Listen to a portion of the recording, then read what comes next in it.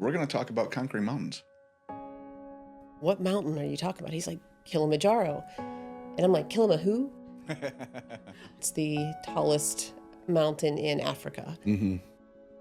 I think it was just interesting to other people because they're like, you guys want to give yourselves the disease your patients have so you can see how they feel. Like that's unusual. Interestingly, 50% of the people who attempt to climb Kilimanjaro fail. Failure is contagious. I had never in my life been so depleted and so empty as I was that moment. Right. I didn't know it at the time, but the guides had kind of talked and had decided that if I didn't make a comeback by morning, they were gonna evacuate me off the mountain. Only person on earth that will determine whether or not I'm gonna fail is me. So tell me, did you make it to the summit?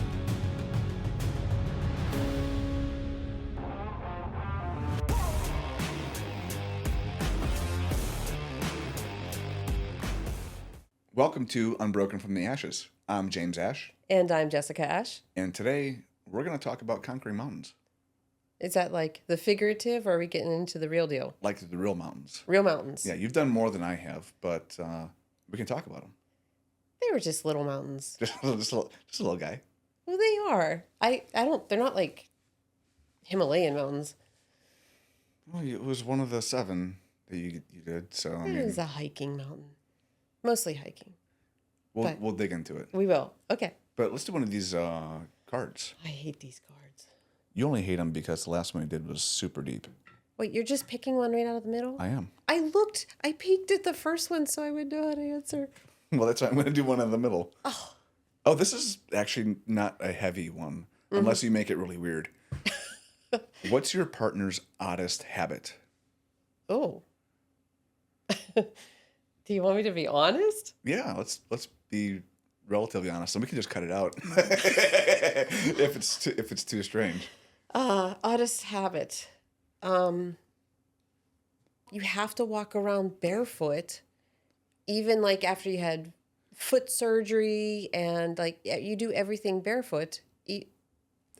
It's kind of weird. I thought for sure you're going to talk about the eggs. The eggs? The eggs. What? How I organize the eggs. Oh my God, that is right. That is crazy.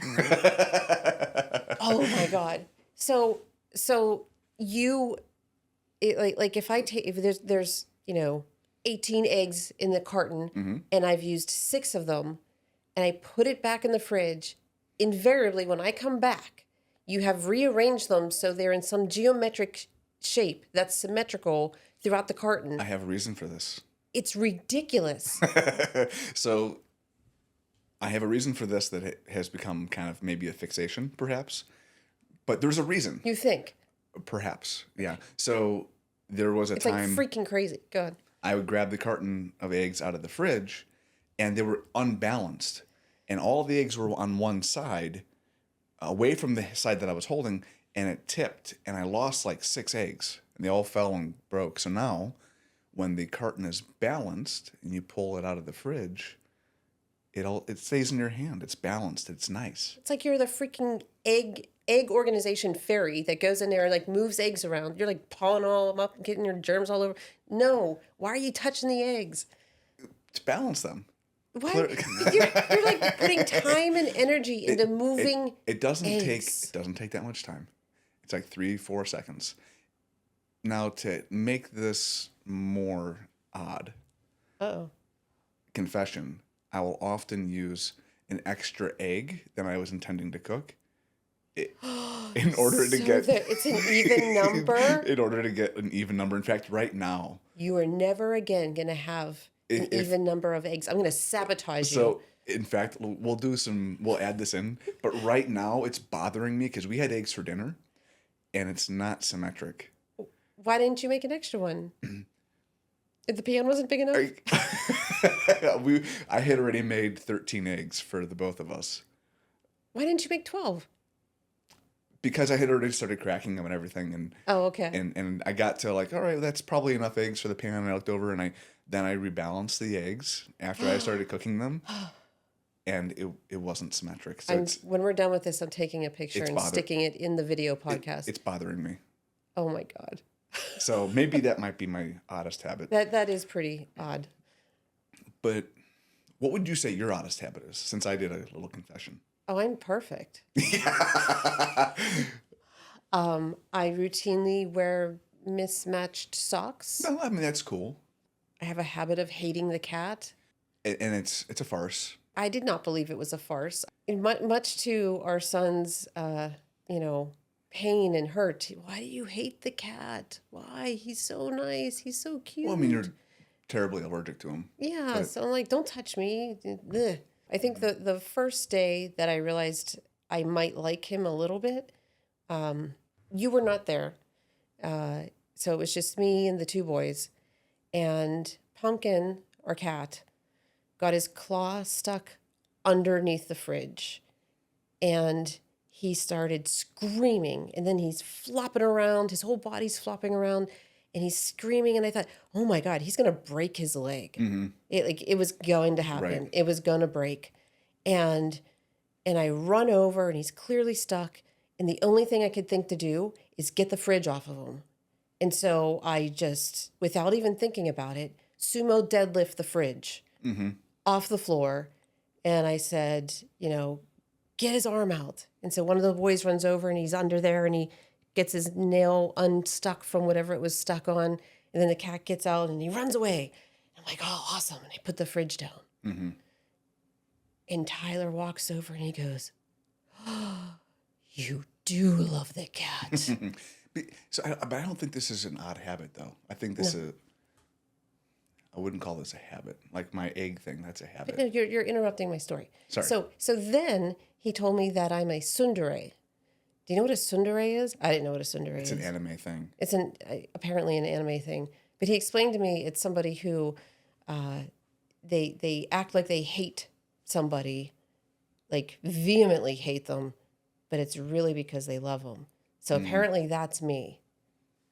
I don't watch any anime, so I don't know. I don't understand. I don't know if I just put a label on myself that is messed up, but that's I don't know. That's what But that was when I first said, okay, maybe my behavior is showing that I might like him, and really I don't like him. I was just worried about the heartbreak you would have, child, if we had to put the cat down.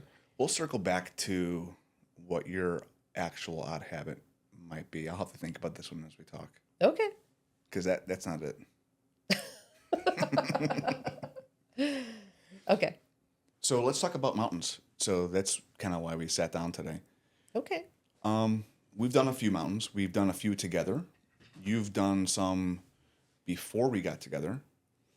And so let's start way back at the beginning.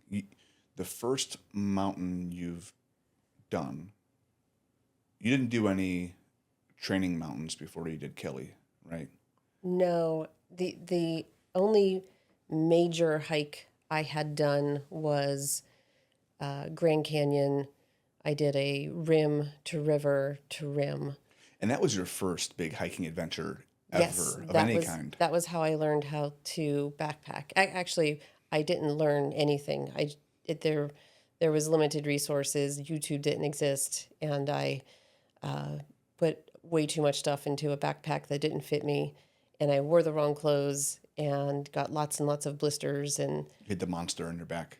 yes, I had Monster. So, but that was the only like big adventure I had done.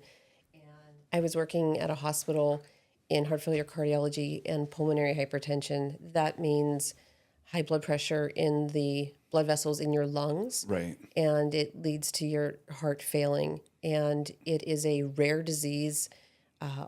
It often happens in younger adults, particularly women, and it's incurable. The only way to cure it, so to speak, is with a lung transplant. Right. And there's a lot of medicines that have come out that patients can live longer, but it is a progressively fatal disease. But that was my specialty for 16 years. So I'm working in this hospital along with another, a heart failure cardiologist. And he said, Jess, I want to climb a mountain to, as an awareness campaign and a fundraiser for PHA, which is an organization for this disease state. And the reason why is because when we go into high altitude, that is a cause of pulmonary hypertension, albeit it's temporary. When you come back down out of altitude, it goes away. Got it. So part of the altitude sickness is that it gives you a temporary pulmonary hypertension. Yes. And then when you reduce altitude, it dissipates. Yes. Okay. So the bottom line is we would be giving ourselves the disease that our patients have. And I was just like, whoa, that is so cool. Climbing, what mountain are you talking about? He's like, Kilimanjaro. And I'm like, who? I had no idea what that was. And so then I looked into it, and that's the mountain that you always see, when you watch The Lion King in the beginning, in Tanzania and Kenya. It's actually right on the border. It's the tallest mountain in Africa. And so it's one of the big seven, like you said. And the big seven meaning there's a series of 7 mountains. The tallest mountain in each continent. Yeah. So he invited me to come along with him and a few other docs and other healthcare providers who were going to do this trek. In the end, there was only 3 of us, me and 2 others. I had about 4 months to train for this. Leading up to it, I was trying to do hikes at least twice a week. Every weekend I was, hiking, with weight in a pack. So I guess rucking. I didn't even know the word rucking at the time. Sure. And I would usually go for about 7-8 hours and just go as far as I can.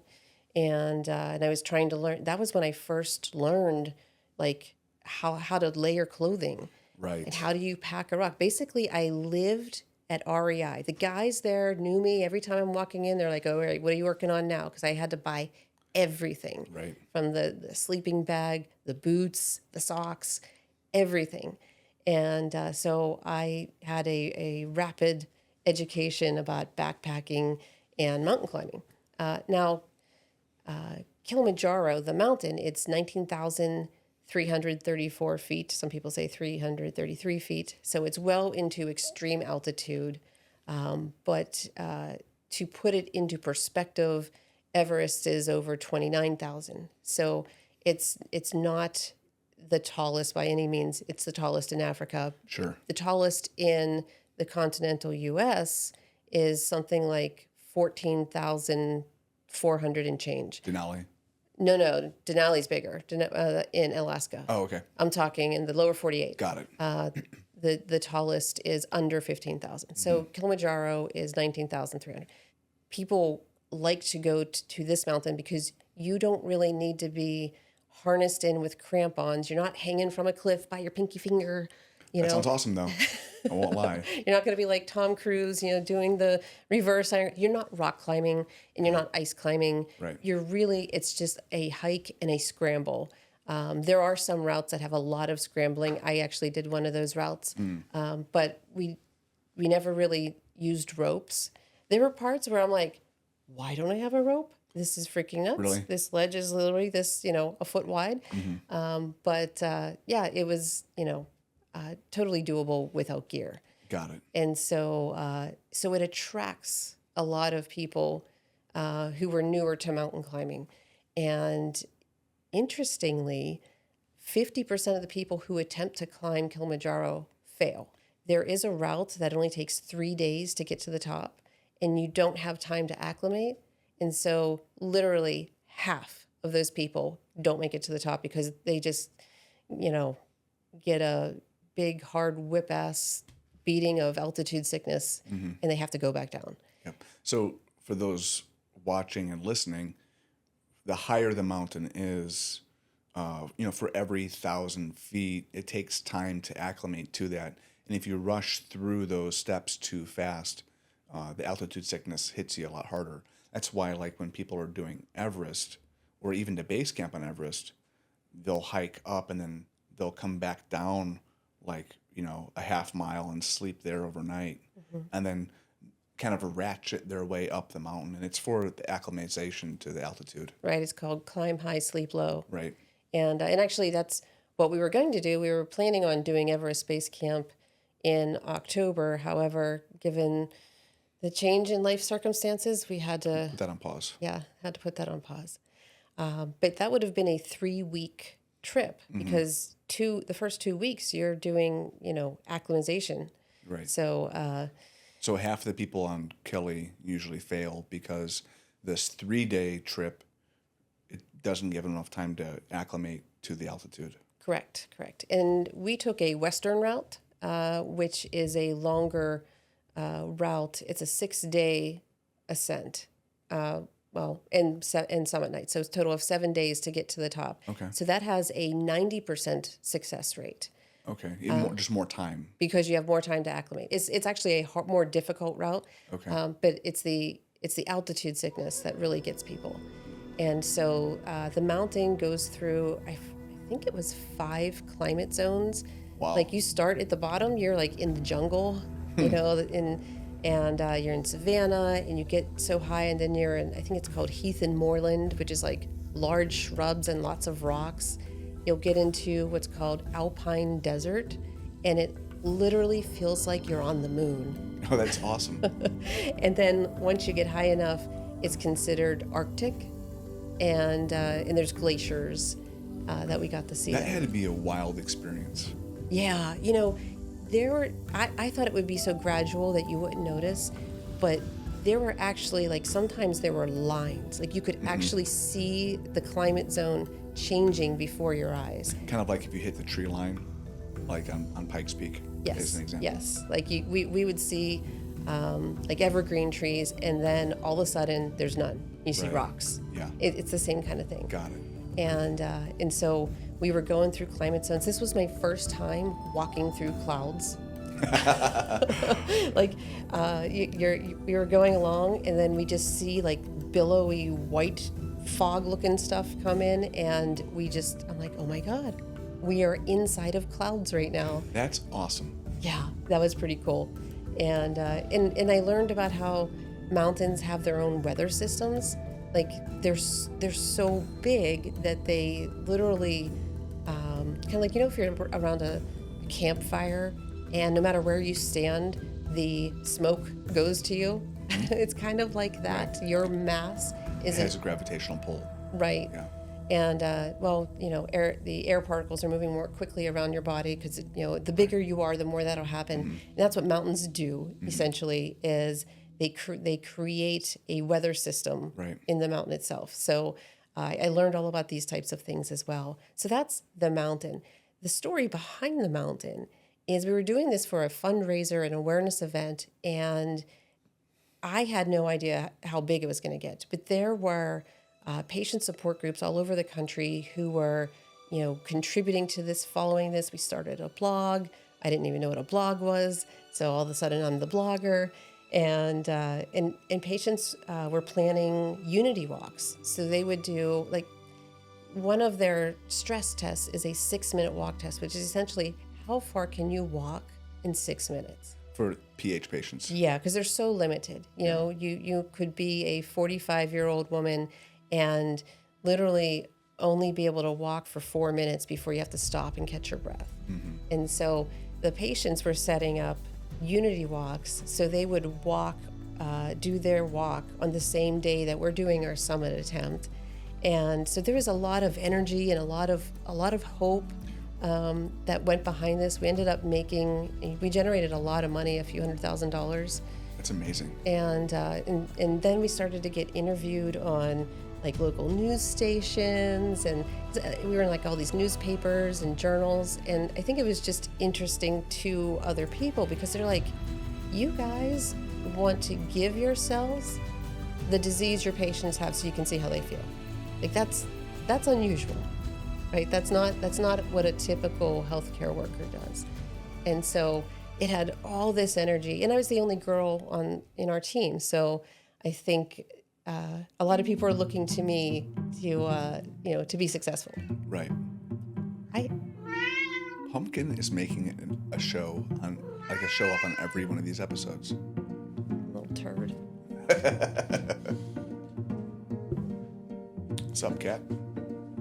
Hi.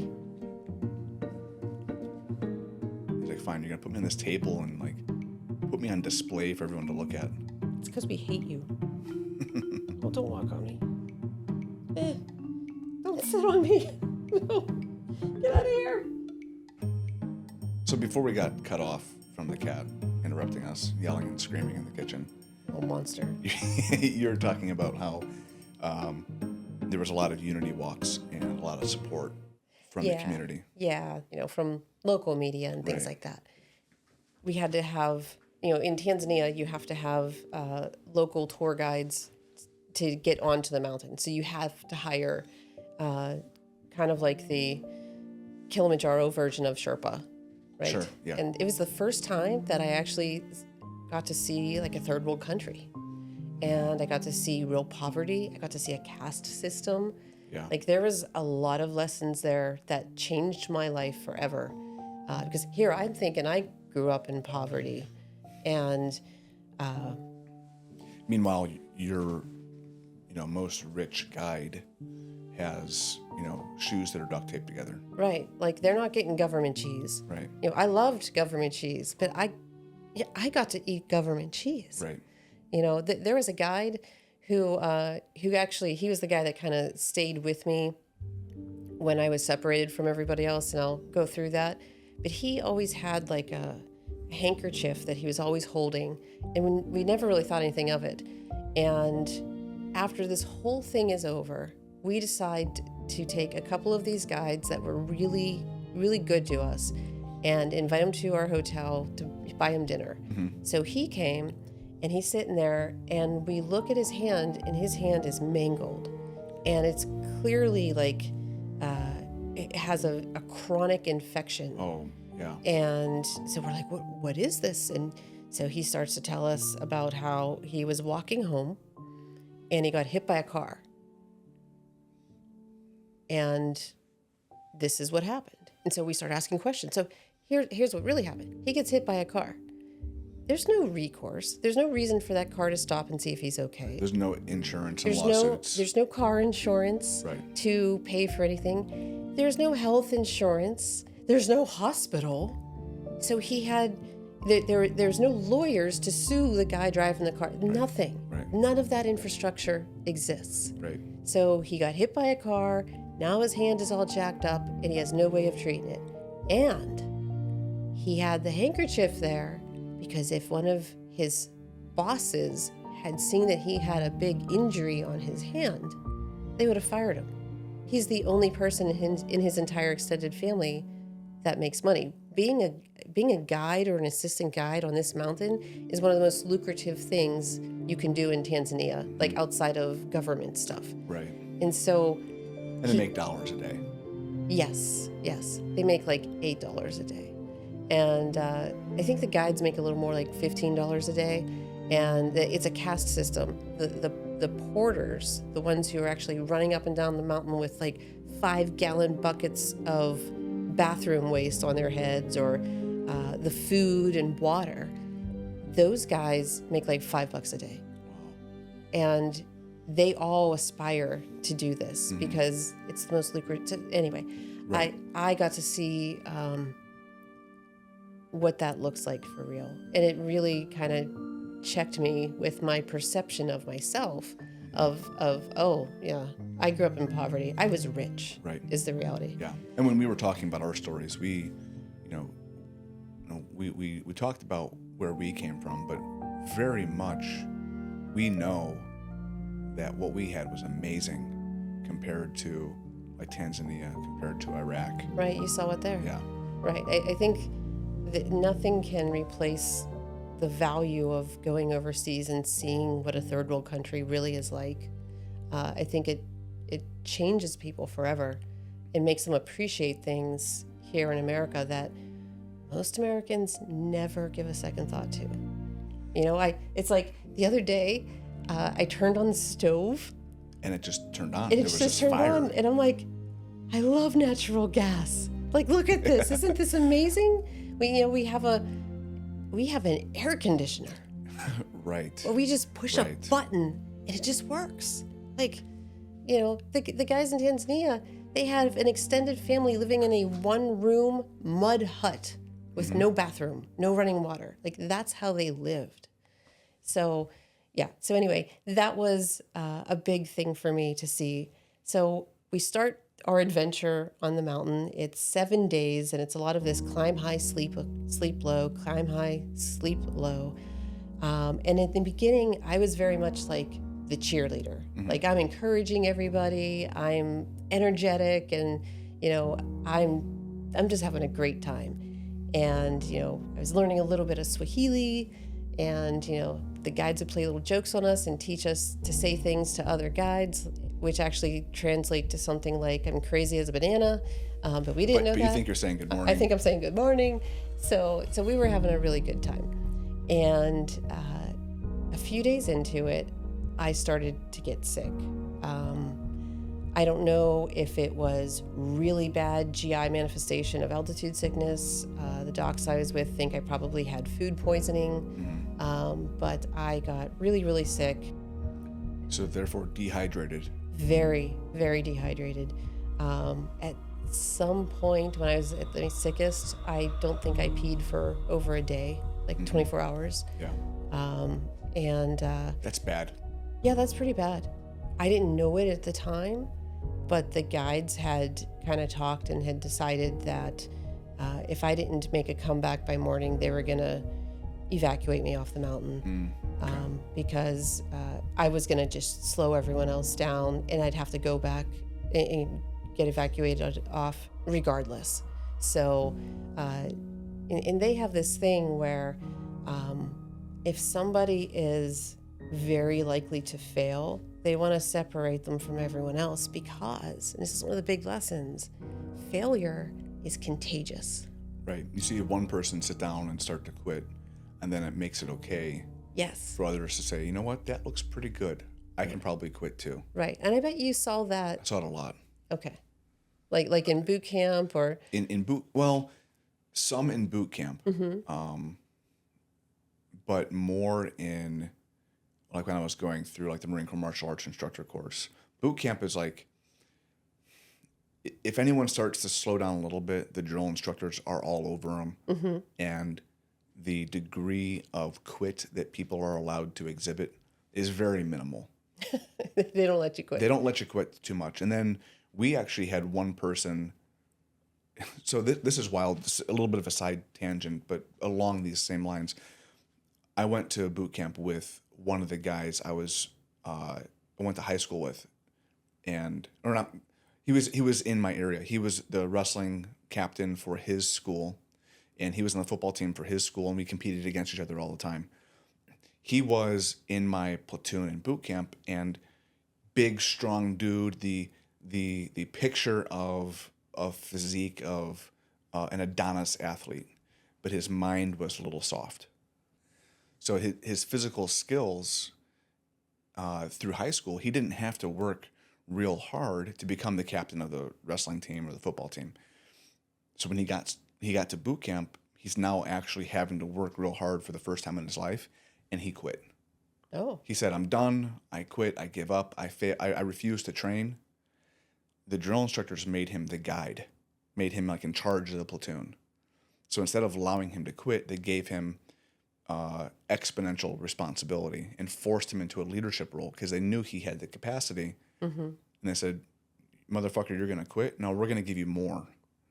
So that's how they managed some people who wanted to quit. But in other areas, when some person had in the Marine Corps martial arts instructor course, the motto is attrition is the mission. The instructors were trying to get everyone to quit. We started with like 40 people in my class and graduated like 11. Oh, wow. Okay. And that was contagious. And that was very contagious. One person said, "Oh, my shoulder hurts. I'm gonna be done." Sure. And so on the mountain, they want to segregate out people who they think is going to fail. And so I remember that night, when I was struggling really bad, I went to my tent, and I knew how sick I was. And I had a pulse ox, which like you put on your finger and it shows you your blood oxygen level.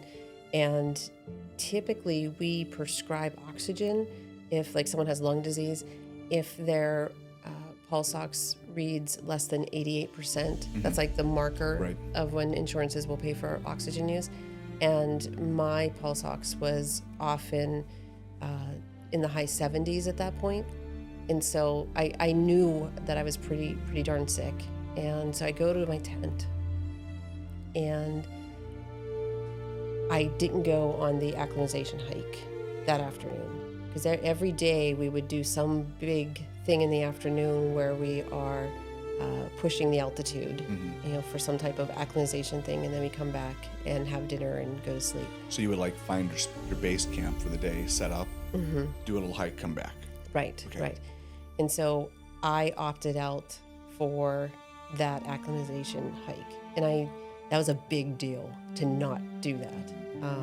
And so I'm in my tent, and I start to realize that I was going to fail.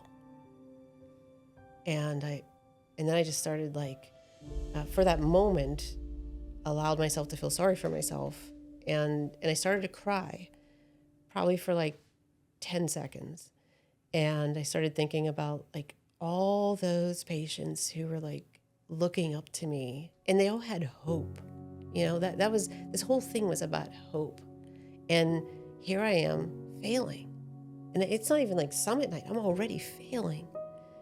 And I was like, no, I'm not going to quit.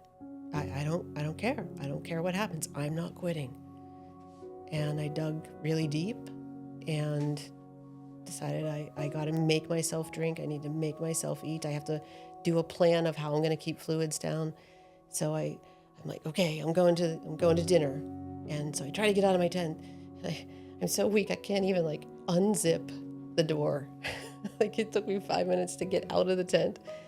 And I kind of stumble over to the food tent, and I go in, and everyone was so surprised to see me. They were cheering. They were so happy that I actually got up and went to eat. And so I sat down. I just had a few bites of food and a little bit of sips of water. And then after that, everyone kind of rallied around me. And the way when someone's having a GI thing to rehydrate orally is you have to do a sip of water every few minutes, because if you do too much, you'll throw up. Right. So I did that for all night long. All night long I did that, trying to rehydrate. And so the next morning I felt a little bit better in terms of the dehydration. I still had the altitude sickness and the low oxygen levels, but the dehydration was a little improved. And the guides, I didn't know it, but they were ready to evacuate me. And they're like, okay, we'll give her another day and see how she does. Yeah. And a few hours into that day's trek, a friend of mine made me eat half of I can't remember what these cereal bars were at the time. Like a Cliff Bar or something. Like a Cliff Bar.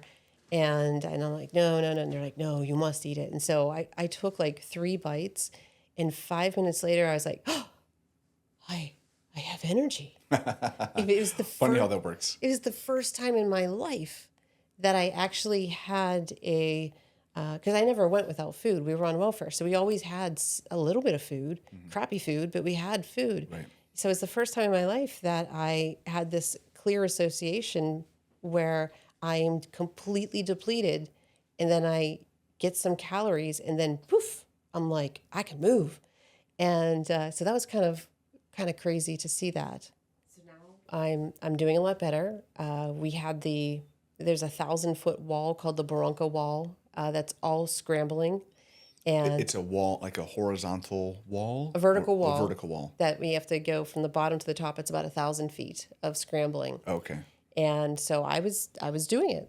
And at one point, I'm walking along this ledge, which is about like my boot just fit on it. So it was, like less than a foot wide. Wow. And my hands are against the wall, and I have to go from from left to right. It was probably like 10, 15 feet. That sounds awesome. And I'm like, why isn't there a rope on me? And I'm going across, and the guide's like, kiss the rock, Jessica, kiss the rock. And I'm like, don't die. And but I make it. It's fine. That's awesome. Up to this point, the hardest part was when you were feeling sick. Yes. Was that the hardest part of the trip, or is summit night? No. Summit night is hard. The hardest. Is it hard? Yeah. What we typically did, for example, is we would hike about 7, 8 miles, set up a camp, and then we would do an acclimatization hike, which might be another 5 or 6 miles. Oh, okay. And then we sleep. And the next day we would go another 7 or 8 miles to Kind our... of just do that each day. Yeah, that was our daily routine. Yeah. We weren't even cooking our own food. Like the outfitter had a chef who would cook our food and boil our water. So we weren't even taking care of those things that you and I are usually doing. Yeah. And I know some hikes, when you've got guides and porters, they don't let you carry your own pack. Like I know some places don't do that. Did you have to carry a pack, or did they not let you carry a pack? No, we carried a pack, but it wasn't our full pack. Okay. So I essentially had a daily pack, and the porter. So it wasn't even heavy. It was under 20 pounds. Oh, okay. So it wasn't. We've done much more than that. But for this, that was the rules for the outfitter. Sure. And there were even people who paid like extra to have an extra, like their own porter who would even carry that. Their own pack. Yeah. And I was like, I'm not being that guy. That guy didn't make it to the top. And so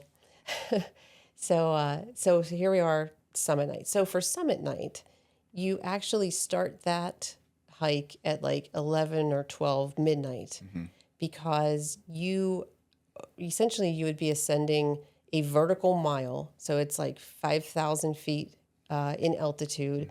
And it's 7 hours. It's about 7 hours. So you need to get to the top. So you're arriving right around the time the sun comes up. And there are 2 reasons for that. 1, you need to have enough daylight to get back down. Right. And 2, at night, you want the ground to be frozen, because a lot of it is like loose scree.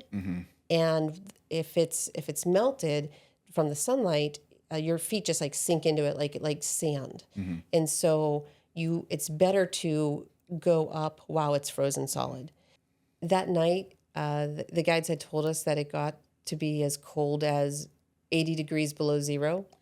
Wow. I don't know really what it was, but that's what they told us. That's brisk. I know that I had water bottles that, first of all, you have to turn them upside down, because as they freeze, if they're upside down, it'll freeze a little like Fruit Loop shaped thing at the opening, and they'll still get some water out. There'll be a little hole in the middle, so Yeah. the water can still get out. And so I had to put my water bottles upside, and these are like Nalgene's. These aren't like cheap little water bottles. And they were inside pockets, inside like parkas, close to my body, and it still froze. So it was pretty cold. So you're in a parka, in a sleeping bag. No. And they're freezing. I'm talking about once we leave for summit night. Oh, okay. Got it. Most of us had camelbacks. They froze immediately. Oh, absolutely. Like within 15 minutes, Sure. they were ice. Yeah. And so all we really had were the 2 water bottles we each stuck inside of our coats, because that was the only thing that didn't freeze immediately. Yeah. And so summit night, we start going, and they say they want you to go somewhat slowly. They call it pule, like slowly, because like the altitude is such a big deal. Once you're above 15,000 feet, if you're not acclimated enough, it'll really get you. And so at first I was doing fine. The guides are singing Bob Marley. We're singing Bob Marley. Like we're so excited about this. And probably about 2 hours into it, I got really lightheaded and passed out. I kind of one of those like where like I kind of know I'm going down, and was immediately aware as I hit. And Do you think it was from dehydration or from oxygen? I'll get there. Okay. And so at this point, all I know is I pass out. Okay. And so I just sat there and waited until like the dizziness and everything was passing. And I don't even know when or how it was happening, so I was not aware of what was going on around me. But the guides separated me at that point. They put an assistant guide with me, and they took everyone else, including my, because I had the two doctors I was with, and there were other people from around the world who were in, with the same outfitter team. And the guide said, "You need to go. She needs to stay. You need to leave her," because they predicted I was going to fail. And if they were near me, they would have started dropping out. And those guides want their stats to be high. I was going to say, they're incentivized to get everyone to summit. Yes, they want as many people to summit as possible so they have the best stats, because then people will hire them. Right. Because they have better stats. Yep. So if they saw that I was going to fail, so they separated me from everybody else. And so the plan was then, once I recovered, that guide would take me down off the mountain. Mm-hmm. So I'm sitting there, and after a few minutes, I realized that my head started feeling better. I'm not dizzy anymore. And he's assessing me. He's making sure I don't have HAPE or HACE, which are the life-threatening I'm familiar. degrees of altitude sickness. And that means high altitude pulmonary edema, where your lungs fill up with fluid, or high altitude cerebral edema, where your brain is swelling, and both of which will kill you. And the only way to treat it is to get you down out of altitude. And so I didn't have those. And so I talked to the guide, and I'm like, I think I can keep going. And he's like, okay. And so I started going, 20 more minutes. I have another slump. I didn't actually lose consciousness, but like I did a slump where I kind of slumped down onto the ground. And the same thing happened where I'm sitting there for a few minutes, and then it passes. And so then I'm like, oh, I know what's happening, like physiologically. Okay. Right? So number one, my oxygen saturation is dropping below 70, which makes people pass out, right? That's what happens to our patients. And two, I'm still very dehydrated, and I'm checking my heart rate and everything, and my heart rate is so high, like it was hard to count. And so I'm like, okay, I'm sitting here, and when my heart rate comes down a little bit, the dizziness goes away. I'm like, oh, this makes a lot of sense. As I'm going, my oxygen level comes down too far, my heart rate goes so high, and my heart isn't able to squeeze enough blood because it's going so fast. And so then when you don't get enough blood going to your brain, you pass out. And so, but it made sense. So all I have to do is modulate my heart rate. Interesting. Okay? So I'm like, they want you to go a consistent speed. They do not want you to sit and rest. Okay. Because you'll freeze. Then you'll give up and quit. So freezing tends to do that. So they never let anyone stop. Yeah. And so I'm like, okay, assistant guide, here's what I'm going to do. I'm going to keep going, and when I start to feel a little lightheaded, I'm going to stop, and I'm going to rest until my heart rate comes down, and then I'm going to go again. And I did this for another 5 hours. Wow. Where and I just modulated myself, and he let me, because it was just me and him. I was going to ask if that was. Yeah, he let me, and he, and he motivated me, and there over and over again I would ask him, like, how far are we from the top, and he'd say, it's just over that hill, Jessica. It's right there. I can see it. It's right there. You're almost there. And so for me, with that modulation, I just had to, if I slumped like I was passing out, I just had to slump away from the cliffside. Yeah. Like if this were someone I loved doing this, I'd kill them. Yeah. But I had a plan, and I wasn't giving up. Now, 5 hours into this, I had exhausted every mind hack I could think of. The little train that could, or I'm doing this for my son. I'm doing this for the patients. And I was, you have nothing, you just think. You're in your own mind. Yeah. And I did everything that I could to keep going and not give up. And at some part, we get to this part that I call it the steep part. The steep part. The steep part. As I'm getting up close to that, there's no more cliff. It's kind of just like a big wide open area with boulders. I think I see bodies. And I'm like, oh God, am I hallucinating? Right. And as I get closer, I see that they're people who are like curled up. They're sitting on the ground or laying on the ground, and they're curled up and they're like rocking or throwing up and moaning. And these are people who quit because of the altitude sickness. Right. And they were like scattered everywhere. Mm-hmm. And then I thought, oh, they gave up. It'd be okay. It'd be so easy. It'd be okay if I did too. Because they all did. It makes okay. it acceptable. Yeah. Yeah. Yeah. And as soon as that thought came into my mind, my legs stopped working. Like I stopped. And I wasn't able to like make my leg go like I was so empty. I had never in my life been so depleted and so empty as I was that moment. Right. And I tell people, because I did a lot of public speaking about this event afterwards, I tell people, and it's true, that I thought about Ray and Bob, the other two doctors, having their picture taking at the summit without me. And I'll be damned if they're going to do that without me. Shamed into finishing. I shamed myself. That got me a few more steps. Yeah. And what I didn't tell people then, because I kept it very private, was this all took place within 6 months of me getting out of that prior relationship that was abusive. Yeah.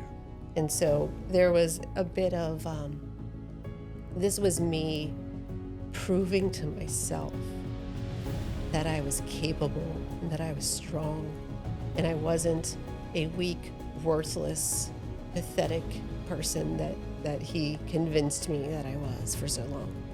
And I needed this. I needed to get to the top for myself and prove to myself that I can. So I took another step. Breathe. And another step. Breathe. And that's about the pace you're going because of how high you are. And I did that, and I was only about 15 minutes from the summit when this all took place. And all those people who had quit were 15 minutes. They were right there. From the summit. Now, the guide told me that, but I didn't believe him because he'd been saying that the whole time. Yeah, he said it for the past 4 hours, so of course he's full of it.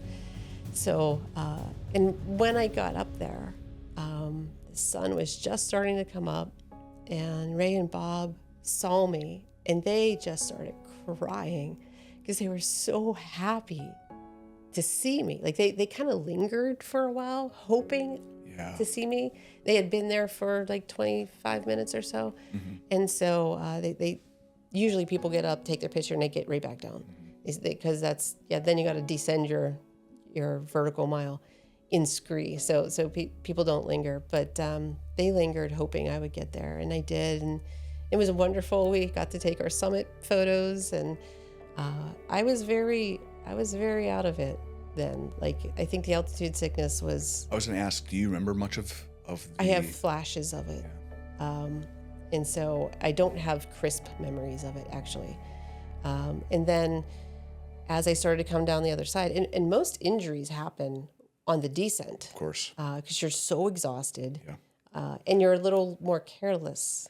And that eccentric, lowering yourself down, is actually much harder on the joints and muscles than climbing. Yeah. And most people don't consider that when they're training, so they hike up a bunch of stairs and take the elevator down so they can get more times going up the stairs. Yeah, I did that. I was guilty of it. I fell a few times going down. Yeah, but I didn't get injured.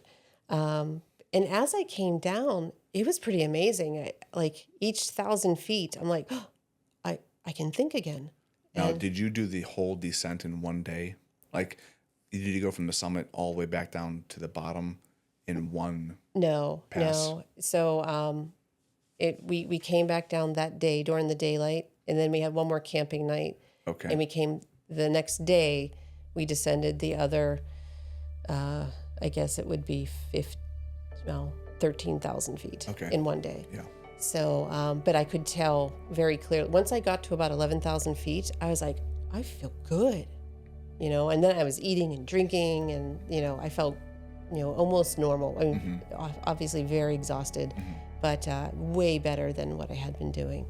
So, and after that, after this whole adventure, I started speaking about it, and we had a satellite phone, and we would call to that organization we were working with, and they would send it out to all the patients. So we were like checking in with them every day, and so they were following along. I didn't know this was happening, but like Ray and Bob were giving updates on me. I was too sick to do the updates. So like these people, the patients were like, oh my God, she's really sick. I hope she makes it. So they were following along, in suspense, and didn't know until the next day if I had made it to the top or not. Yeah. And then every other year, there's an international conference for this disease state, and me and the two docs were invited to give the keynote address. And I'm like, I'm just a little old physician assistant. Like, who am I giving a keynote address? So that was a big It's monumental. deal. Yeah. That, like most people in healthcare never ever have an opportunity like that. And I'm like, all I did was almost not die on a mountain. People say I conquered this mountain or I conquered that mountain. I've been on a few mountains. No, they tolerate you. The mountain tolerates you. Yes. Yeah. Yeah. The mountain made me work a little harder. What would you say your biggest lesson was from that? Oh. So hope is contagious, but failure is contagious as well. And that's an important, powerful lesson. Maybe the bigger lesson for me was that was the first time in my life, not the only time, the first time that I had pushed my body to the point where there's nothing left as I would believe it.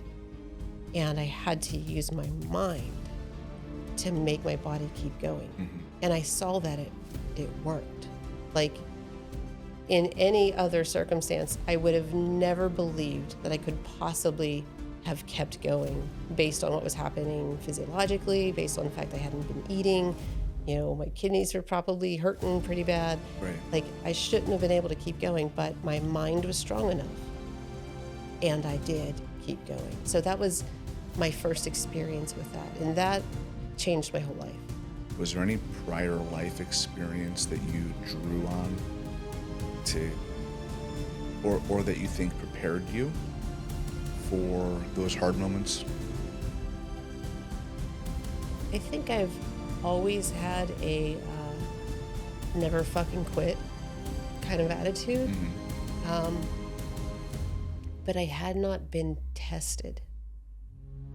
I hadn't ever pushed myself that far before. Yeah. And actually, when I had allowed myself to be in this abusive relationship, that all turned backwards. Right. I lost that ability. And you became mousy, and and so it broke that spirit a bit. Yeah, I wasn't broken permanently, Right? And so I was regaining what I already had, but this was the first time I actually pushed it to a limit, and then had to go beyond that limit. I had never done anything like that in a physical grit kind of way. I had done other things that were like mental grit, but not with physicality like that. Mm-hmm. Were you looking for something in particular? No, I was just curious. Because I know that, a lot of the things that we've gone through physically and emotionally and mentally, there's been things in our lives that we would look back on and draw from to either give us perspective as to like, hey, this thing that we're doing right now is not so bad. I've done X, Y, Z before, or, you know, I had talked about boot camp, and I had the example of the Marines and the Frozen Chosen. Hey, if they can do that, then I can do this. Right. You know, so oftentimes there's some kind of thing that's an inspiration. I didn't know if there was anything that, as you were going through this, that stood out to you. It wasn't another example that was an inspiration. Most of the things that I had been successful at, like dedicating all of my time and resources to being valedictorian for, any big thing that I attempted to do, I was actually channeling anger, because I hated when someone said that I can't. I'm like, McFly. You call me chicken? Right. People believed that I couldn't become valedictorian. Well, MFer, I will show you. And so a lot of my success, I had this kind of like sassy attitude, but I channeled it and I made it productive. So when I was on the mountain, I didn't have any role models that had done anything like that. I knew guys that had been in the Army that dropped out at some point. Right. Like I didn't have good role models for this kind of thing at all. It was just your own will to continue, your own never fucking quit mindset. Yeah, I was my own example. I didn't have people in my family that had done anything like that. Yeah. But I probably looked up to, Bruce Lee, there were things like that, but I didn't have any personal experience or story that I could draw on. It was just I couldn't quit. I'm not going to be a failure, and the only person on earth that will determine whether or not I'm going to fail is me. Is that the lesson then? I haven't really thought of it that way, but yeah, I guess so. That would be the primary one. I like that. We'll do other mountains on a different one. Yeah, this was good, and I think it was. If we were to try to talk about Pikes Peak or Mount Rainier, or my first experience on Pikes Peak when I got really sick, I didn't know you then, right? But that was a really bad experience, and it twisted some of my memories that kind of affected our hike on Pikes Peak. Yes, yeah, we've got some good stories. It's right there. So I don't think we would do those justice to try to cram them into this Okay. episode. So we'll do this on another day. Yeah, we'll have other mountain. Yeah, I like it. There's Kilimanjaro and then the others. So, lesson for today: failure is contagious, but the only thing that will determine if you're going to fail or not is you. I like it. All right. Awesome. So, we don't say this very often, but it would really be awesome if you would like this video and subscribe to our channel and do the notification bell thing so you can see when we put more episodes out there. And share it. Yes. Yes, share it because we have like we only have our my mom's watching. I know that. Right. So if you find any value, if this is valuable to you, share it and encourage other people to watch it. And if there's something that we've touched on that you want us to dive deeper into, or for those that know us and know some of our stories, if there's something that we haven't talked about yet, let us know what that is, and we'll dive into those things too. Sounds good. Cool. So all right. Make it great.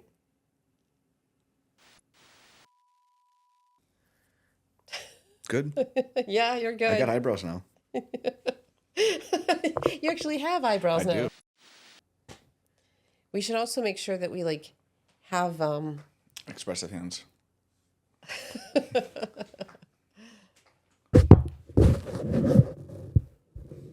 Okay. Be careful with your Less expressive hands. Less expressive hands. Let's have expressive hands. I just flipped the table. Welcome to Unbroken from the Ashes. From the asses?